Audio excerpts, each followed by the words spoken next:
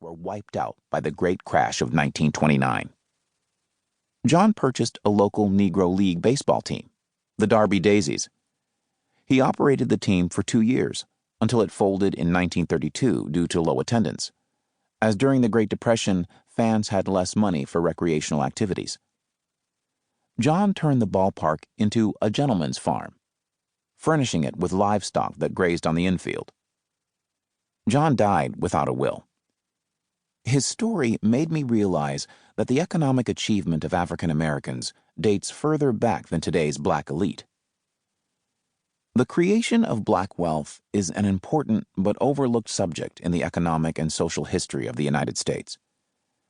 African Americans were treated as property during slavery and were stripped of their economic and social personhood, reduced to commodities to be controlled, managed, bought, sold, underwritten, and leveraged. Attaining economic independence and power was a revolutionary act. Black millionaires disrupt stereotypes of black economic impotence.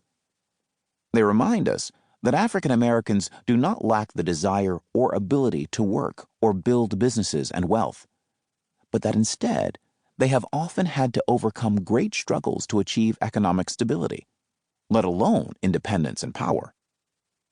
Early in our country's history, African Americans who achieved wealth were often attacked, demonized, or swindled out of their money by those who knew the Jim Crow court system would offer no redress to a black person. The black elite in their first decades of existence survived assassination attempts, lynchings, frivolous lawsuits, and criminal cases all meant to destroy or delegitimize their wealth. Madam C.J. Walker was memorialized as the first black millionaire, not because she was the first to achieve wealth. She was far from the first, but because she was one of the first African Americans to flaunt and claim her wealth openly and fearlessly. The earliest black millionaires were conditioned not to be so brazen.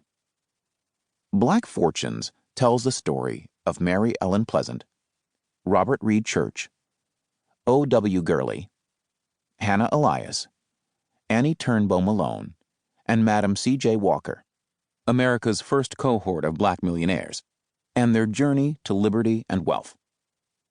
Mary Ellen Pleasant's story begins in the 1820s and spans nearly a century.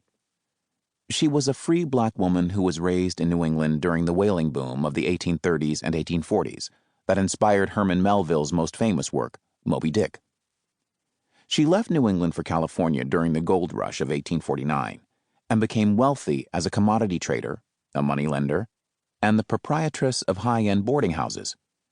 She used her wealth to fund John Brown's raid on Harper's Ferry and supported suffrage and civil rights activists and causes. Robert Reed Church was born a plantation slave during the peak of the cotton trade, the product of a liaison between a wealthy white steamboat captain and his black concubine.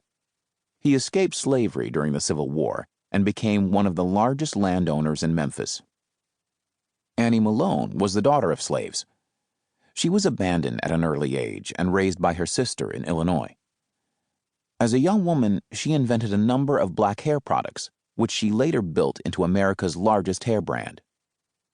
At the turn of the century, O.W. Gurley, a schoolteacher from Pine Bluff, Arkansas, built an all-black neighborhood in Tulsa, Oklahoma called Greenwood, which became known as Black Wall Street. The enclave served as a refuge for African Americans seeking a middle-class life and a safe haven from the lynchings and racial violence of the South, until it was destroyed by a white mob in 1921 during the Tulsa race riots. Hannah Elias was the black mistress of a white New York millionaire who heaped money on her. She used his gifts to decorate her mansion to look like Cleopatra's palace. When her wealth and affair with a white man were revealed, angry mobs set upon her house and she was arrested. Elias eventually beat the charges and moved to Harlem, where she helped John Nail, a black real estate developer, turn the neighborhood into an enclave for New York's black residents.